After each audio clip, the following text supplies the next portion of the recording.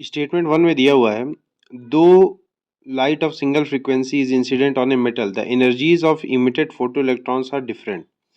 तो देखिए, क्वेश्चन है फोटो इलेक्ट्रिक इफेक्ट का, बोल रहा है कि किसी एक सिंगल फ्रीक्वेंसी का फोटोन में इंसिडेंट करता हूँ, बट स्टिल जो इलेक्ट्रॉन्स बाहर आते हैं, फोटो इलेक्ट्रॉन्स बाहर आते हैं, उनकी एनर्जी डिफरेंट होती है। तो ये स्टेटमेंट पूरी तरीके से करेक्ट है, ये स्टेटमेंट पूरी तरीके से करेक्ट है। रीज़न क्या है?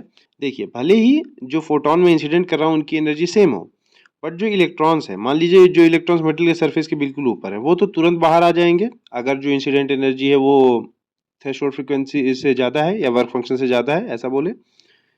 और बट जो इलेक्ट्रॉन्स अंदर की तरफ है, बल्क में है, वो जब बाहर निकलेंगे तो वो बाहर और इलेक्ट्रॉन से टकराएंगे और कुछ एनर्जी लूज होगी। तो जो जब वो बाहर निकलेंगे तो उनकी एनर्जी कुछ अलग होगी, और जो इलेक्ट्रॉन बिल्कुल सरफेस पे थे उनकी एनर्जी कुछ अलग होगी।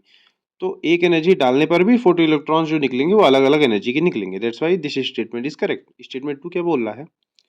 The energy of electrons emitted from inside of metal surface is lost in collision with the other atoms of the metal. वही बात मैंने समझाई कि वो जो इलेक्ट्रॉन जो वो मेटल सरफेस के अंदर से बाहर निकलेंगे तो कुछ एनर्जी उनकी लॉस हो जाएगी कोलिजन में with other atoms of the metal, बाकी एटम से टकरा करके। तो पहला स्टेटमेंट भी करेक्ट है, दूसरा स्टेटमेंट भी करेक्ट है। Both statement one and two are correct.